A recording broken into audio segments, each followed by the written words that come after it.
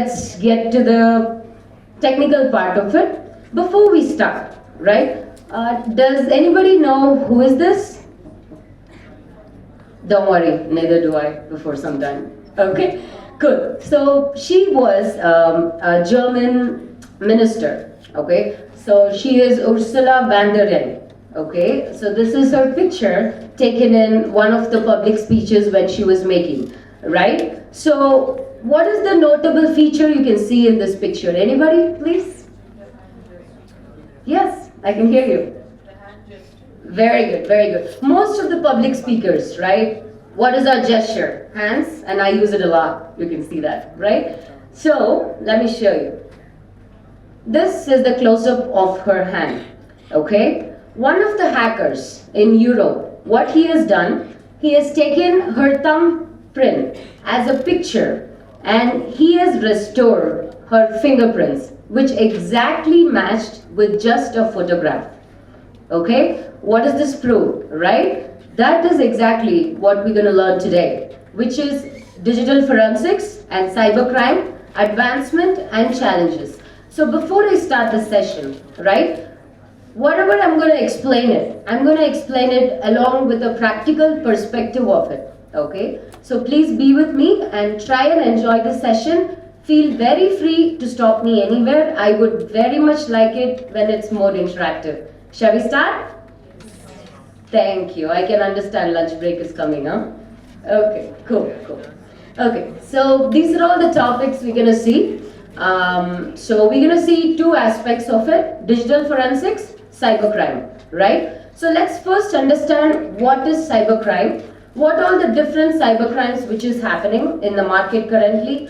How exactly cybercrime has gone as evolution from nothing to everything, right? First we will see that, and then we will see why digital forensics is mandatory, right? What all the basic principle of it. When I say digital forensics, what is the process about it, right? Not very technical, at the same time little bit understanding, right? And at the last, we will end it with what are the recent advancements always come up with some challenges, right? So what are the challenges? This is how our session is going to be. So let's start. So cybercrime, right? So what exactly is cybercrime? We all are listening, right? Cyber stalking, financial scams, credit card frauds. We listen to all that, right? So what exactly is this cybercrime? Does it pertain only to the computer? Or is it, can I say, a fraud happening in the phone or through phone as cybercrime? Can I say that? Right? Very good. So cybercrime is the crime that involves not only a computer but also a network. Okay? So that network can be a part of any electronic or digital, instrument. Right? So this is just the statistics which I have taken just for us to understand the impact of cybercrime on the society. So approximately $1.5 trillion industry is what the hacker is making, right? Like we all look for employments and jobs. Look at the total amount. $1.5 trillion industry is the hackers industry, and every day for every about 39 seconds, one hacking attempt is being done. And all the big corporates, okay, you name it HP, you name it Google, they have done a survey every day, okay, ethical hacker. So hacker is somebody, if I hack your account, right? Ethical hacker is someone who prevents hacking, okay? Sometimes they will hack too, but with the authorization of the corporate. That is the difference, okay? If I go about as a layman and hack something, that is hacking. If Google recruits me, right, as an ethical hacker, I hack back, but that is legal. That is the difference between hacking and ethical hacking, okay? So this ethical hacking people, every day, they are spending about 7 hours approx just to prevent hacking every day.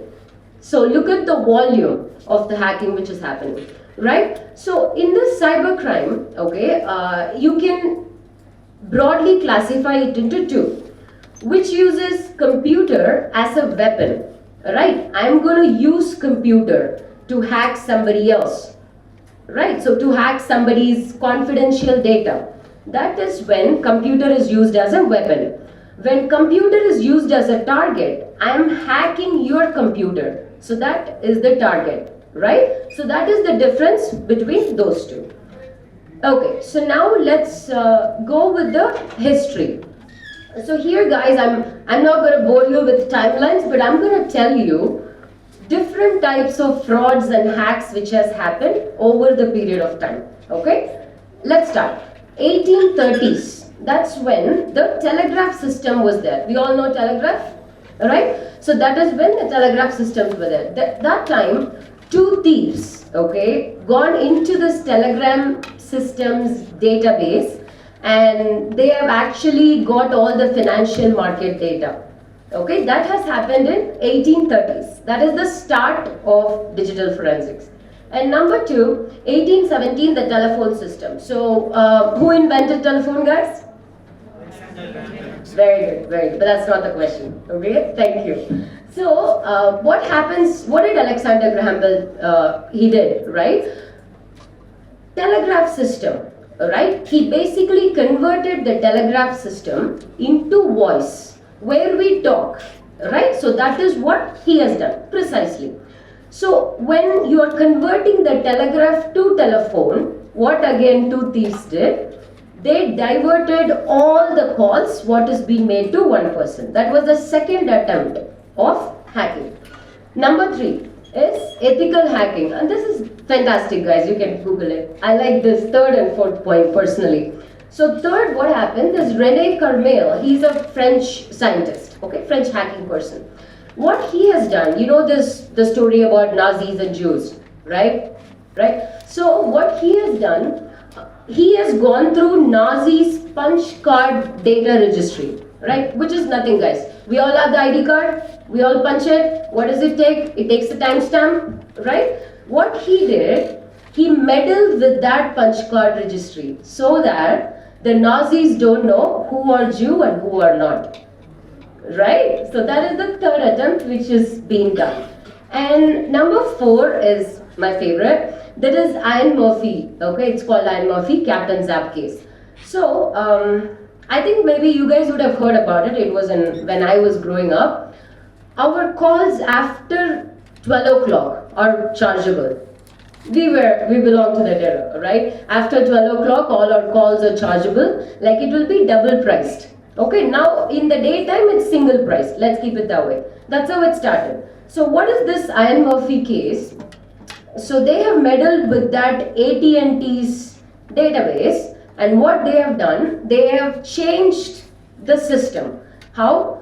During the night you are single billed, okay, and during the daytime you are double billed. Okay, again that was one of the fantastic hacking which has been done. Yes. And 1980 to 90s is when phishing scams and malwares. Phishing is not the phishing scam. I think we all know. We all will get an email, right? You won 10,000 crores immediately. Like we all get it, right? We get a message, we get a mail. That is phishing. Okay, and 2000s, the social media scam has come up, right? Cyberbullying, cyber stalking, right? So that all have come up in 2000. And then the last one now, which we're going to learn more about, is hacking IoT. IoT is nothing but Internet of Things. Okay, let's keep the technical away. So what are interconnected devices, guys? Any guess? Okay, mobile. Anything else? Okay, let me tell you. Anything that is connected to a digital space, that is an interconnected device. Do you have Apple Watch? Anybody? Connected? Interconnected device. Do you have a pre-programmed air condition which comes to your phone? That is an interconnected device. Your car is modeled and connected to your Bluetooth. It works like that. That's an interconnected device. Okay. Instead of hacking 111, I can hack the main thing, right? And I get all this at one attempt. That is the IoT. We'll learn more about that. Okay, so like the next slide is, what are the basic cybercrime types, right? One is against an individual, right? Against individual, like I want your credit card information, I want your bank details, I want your ID, so that I can do an identity theft, right? So this is against an individual, okay? The second one is against the organization.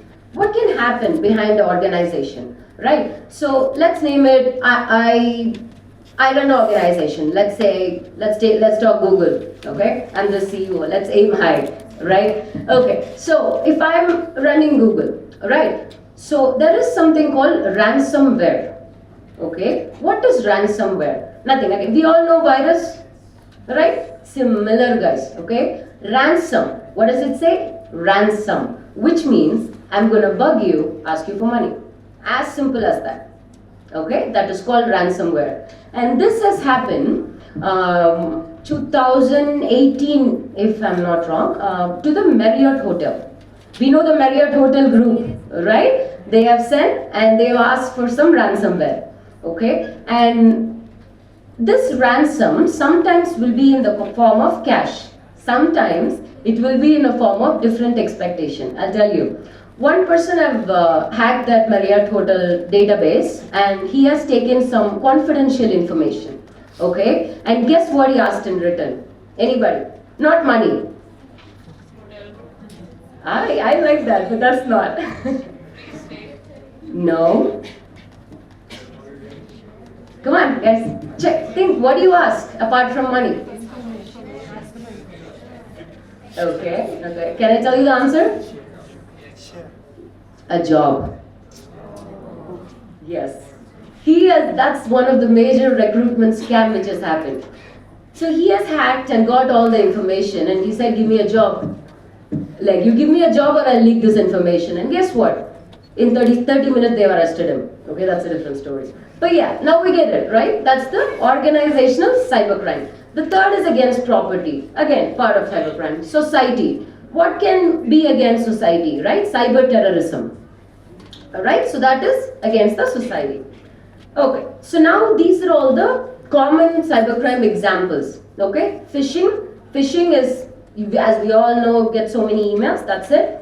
The second is identity theft. Marriott Hotel, whatever happened, that's identity theft. Identity theft is, I take your identity and I pretend to be you. That is one variety, right? I take your identity and misuse it. Again, identity theft. Okay, so that is identity. Third, ransomware. Ransomware, I told you, ransom. Remember, I bug you, I get ransom. Ransomware attack. Mostly ransomware attacks happen on an organizational basis. Okay. Fourth, hacking. We all know. Fifth, a lot of internet frauds. We will see about that. Okay, so these are all the current cybercrime trends. What's happening, right? Cyberbullying. So cyberbullying and stalking are almost the same. Harassment, can I put it like that? So I stalk you. I stalk your valuable data. I stalk your valuable information. I stalk your patterns, whatever you have in the social media. I download your pictures. I know when you're coming online. Anything and everything that has happened through social media or internet, right? That is cyberbullying and cyberstalking. Both can be used interchangeably.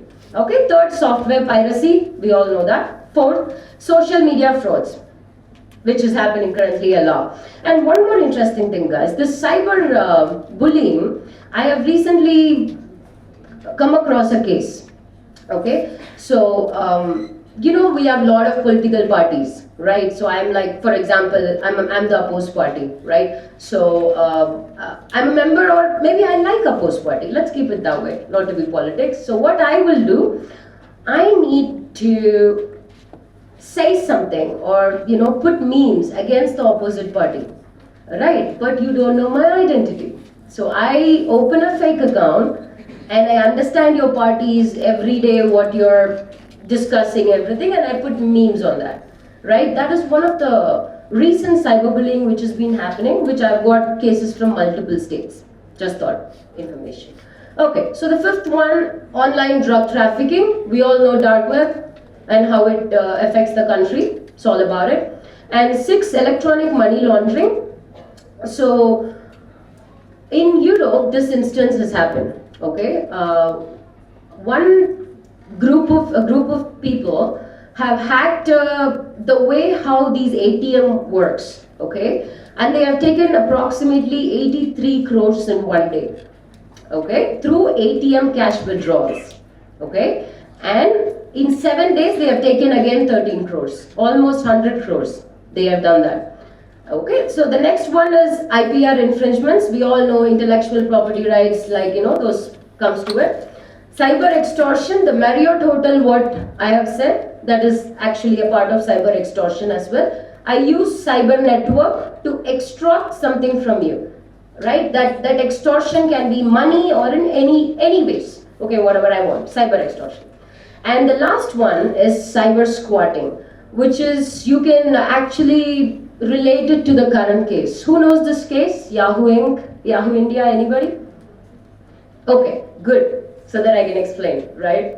Good. Okay, so let me ask you this. So let's say I'm the representative of Yahoo Inc., okay, Yahoo Inc. They have been operating in almost 69 countries, if I'm correct, right? They have a trademark. We all know what trademark is, right? They have a trademark. Can I open a website? Listen to me carefully. Can I open a website with the domain name as Yahoo India? Not me, I have Yahoo Inc. You. Can you open a website? I have a trademark for Yahoo Inc. and I have been in operations for longer period of time. But can you open a domain name? We know what domain name is, right? Like art and whatever comes in, right, in corporate email. So can you open a domain name in the same? Yes, no, maybe? Okay. So, as per the law, when you register for trademark, right, the basic eligibility or one of the main eligibility what they check is your website name. Why? Your website name either has to directly identify you or your services. Okay, that is one of the main eligibility what they check during the time of trademark. Okay, so having a domain name with the same Yahoo India, Yahoo Inc., don't you think the customers will get confused? And one more additionally, Supreme Court have added this, that they both belong to the same service industry as well. You understand, right? For example, you are in construction, I am in real estate, you use different, I use different, that's different. We both are a service industry, but you are copying my name to have a confusion, to give confusion to the customer so I can get my sales up. Alright, so they have overruled it. And this is a case where Yahoo India has been done by Akash Arora. This is one of the very good case, guys. Anyone interested, please read about it. The judgment they made is crystal clear, concise, my personal favorite. Okay, let's go. So now we have learned about all the cyber crimes, right? How are we gonna protect ourselves from this? That is when digital forensics comes into picture. Actually, forensics comes into picture. Okay? Before we get into digital forensics, right? What is forensics, guys? Anybody? Yes? Footprint. Very good. That's you won't believe it. Footprint and fingerprint are the first answers I always get. Yes. Come on, anything? What crossed your mind when I say forensics? Okay. So, forensics is okay, let's do this, right? Any crime or any issue that has happened where you need evidence, or we all know what evidence is, right? So where we need evidence, where we can prove the evidence in a scientific manner. Now I'll tell you the technical term. The scientific study or the scientific presentation of the evidence as acceptable in the court of law is forensics. As simple as that. Okay? Any crime, you take the evidence, right? And you explain the evidence, and it needs expertise and everything, but you explain the evidence in a scientific way. That is forensics. So, what is digital forensics? Now we know, right? Whichever connected to the digital devices, right? That is digital forensics. So, this digital forensics, why it is important, right? So before, I remember 5-6 years when I go give a speech, I ask people like, how many people have Android phone? How many people have Apple phone? Now I have to ask how many people have two phones, right? So our whole life, our entire life has become a part and parcel of digital, isn't it? As soon as the break, the first thing we take up. As soon as we wake up, the first thing we take, phone. So our lifestyle, our knowledge, our patterns, how we think, everything is combined in the phone. And that's why scams and crimes happening more digitally. And that is why digital forensics is important. Okay? So in digital forensics, guys, there are two principles. Okay? Major principles, right? So let me now come to this slide. Okay. So I get a phone. Okay? So I'm in a crime scene. I get a phone. I take the phone. I'm a digital forensic investigator. Right? What do you think I should do? So I'm going to search for the evidence. Clear? I'm going to search for the evidence. It's a crime scene. What do you think the first step I have to do? Okay. So, of course, we check whether it's on or off. It's very important. It's very, very important because when it is off, we do something called post-mortem analysis. Okay, it's a forensic term. It's very important. Okay, first we see that. You know what's a primary thing when you get evidence? The first principle as an investigator or forensics person, don't ruin it. Right? Don't ruin it. Once erased, once tampered, always tampered. Right? So, we will not work with the evidence what you got. You copy that and you work with the copy. You never work with the original evidence. Okay? That is called evidence integrity. And this is a legal term. Okay? Legally also we use this. Evidence integrity. Which is the source evidence has to maintain the integrity. It cannot be tampered with any third party. That is the first thing. Second thing is called chain of custody. Okay? Chain of custody is very simple, guys. Like, I take a phone from here. Okay? I did my operation. I'm giving it to her. Okay? She did her operation. She is giving it to her. Like this it goes, right? When at the end, when it goes to the court, right? How can we be sure that it's not tampered? How can we be sure that the entire line is secure, right? In order to curb that, every time anybody has the evidence, starting from me, I maintain a register. Let's call it like that. Time, name, place, signature, our details, there are so many things are there. And then I hand over to her. When she gets the evidence, she notes all that and she hand over to her. If this chain of custody is broken, or if this chain of custody hasn't been clear, your evidence is not admissible in the court. Okay? So these are all the main two principles when it comes to forensics. Number one, evidence integrity. As I said, source cannot be touched or tampered with. Okay? Number two, chain of custody. So this is the entire process. Okay? The how a digital forensic process works. Number one, identification. So let's play with the same scenario. I get a phone from here. I identify, let's say, what is your favorite crime scene, guys? Anyone? Murder. Like, yes, I understand. So, okay, let's take a murder, right? We're entering a crime scene. So let's take from a digital forensics point of view, not from a forensics point. So we are entering a crime scene. The first thing is identification. What all the electronic instruments are there around us, okay? And which all you have to take, okay? That is called the expertise skill. You should know what all the things you're gonna take. As simple as that, that is called identification, okay? So as I said, when in this phase is when you will note whether the device is on or off. Okay, if it is off, you follow a completely different procedure, and it's really tough. Okay, so we always, when we go, we pray that please let it be on, let it be on. If it's not, again, like, you don't know, it's like 2-3 times of work which you have to put without erasing the data. Number two, collection, right? So okay, we identified the cell phone in the murder scene and we are collecting that cell phone, right? That is the second one.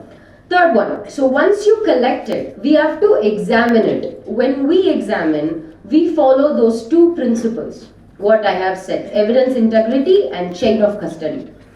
The next one is analysis. When I have finished the examination, I know what the phone has, right? What should I do now? You connect the dots. You connect your evidence to, number one, to the event, murder.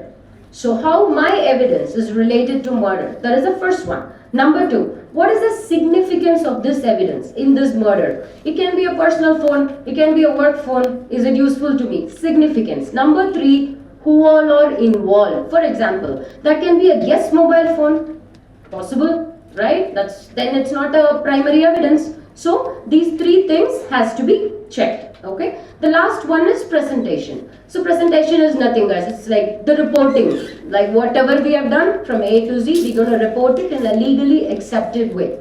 That is presentation. So these are all the advancements what has come in digital forensics. Let's go one by one. Number one, cloud forensics. So we all use Google Drive. Everyone, right, nowadays. So as I said before, instead of hacking one phone, what if I hack a Google Drive of a company?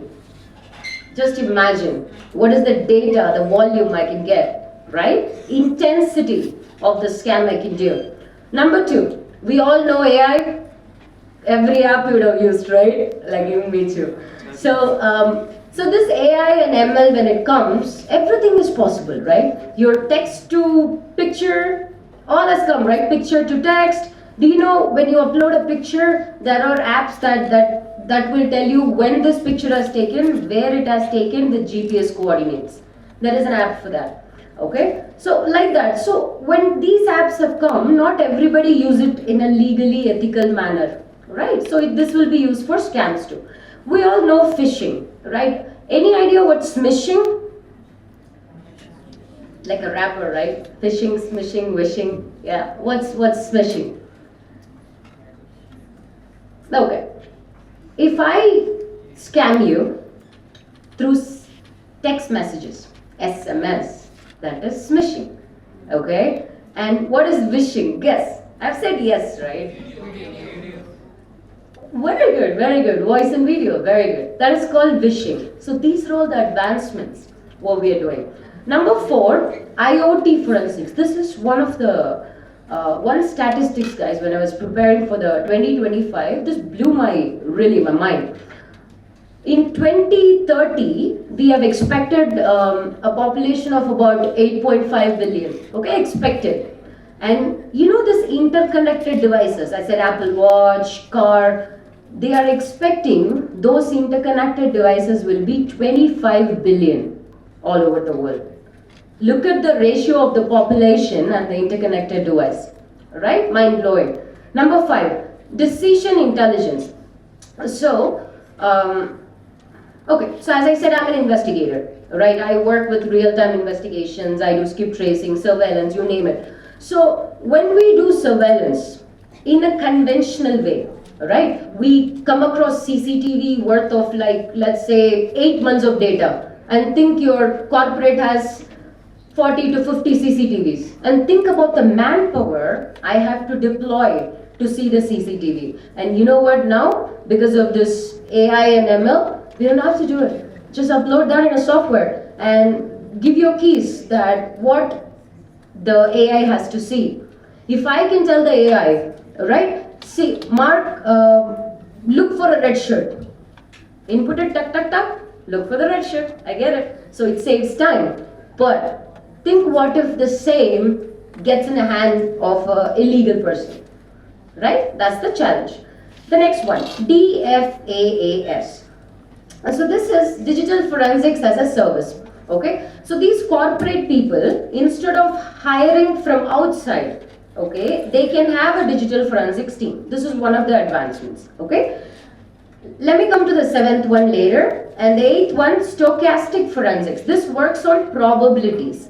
If I go, can I get into accident? If I don't go, can I get into accident? So these decision-making thinking has been enabled in this. Steganography. Anybody knows about this term? Okay, don't worry at all. That's totally. Anybody knows this? I can hear it. Very, yes. Da Vinci Code. We all know about this movie, right? We would have seen it. So what is the basic of this movie, right? So he keeps going from the Mona Lisa painting. He keeps finding clues hidden inside an art. Am I correct? In the painting, right? In the drawing. So a code within a code, right? That is called steganography. Okay, that is the 7th term. That is called steganography. This is a booming subject which is coming up now. Okay? Okay. Last but one slide. We are going for lunch. Okay? So, what are the challenges as we talk about? So, again, these are all technical guys, but let's concentrate what are the challenges. The more the technical advancements are, the more scammers are getting trained. Right? And also, legal gaps are there. Do we have a law for privacy? Do we have gaps in the law of privacy? Yes. You answered it. Let's skip this. Okay, we are moving to the conclusion. And now, what is this? See? Appetizing. I did it. Okay, so we have had technical aspect of it, right? Can hacking be fun? It is. That's what it says. This is Operation Cupcake. Okay, you know what happened? It's very thrilling, guys, very entertaining. Europe hacker. So there is this thing called M6. We all know CBI and CIA, right? This M6 is a group from Europe.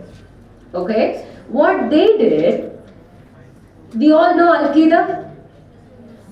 Yes. So this Al-Qaeda's, they have a magazine which is called Inspire. Okay, that magazine has 67 pages, and that has one page which says how to make bomb in your mom's kitchen. That is the page. I repeat, how to make bomb in your mom's kitchen. That is the title of one page, right? What the CIA people did, they did, of course, the operation, they did everything, and when they go, they changed this page with, you know what, a cupcake recipe. They really did this, okay? The cupcake recipe is mojito cupcakes, okay? This is the line it has started. Lethal pipe bomb using sugar, matchheads, light bulb, timer. This is the original recipe of a bomb, right? This CIA people changed it to made of white rum cake draped in vanilla buttercream, and this still exists. Still. And this is one of the very interesting thing. It cannot be always a challenge, it could be fun. Right? So thank you so much, guys, and thank you so much for listening. I hope I've been entertaining, and once again, let's go for lunch.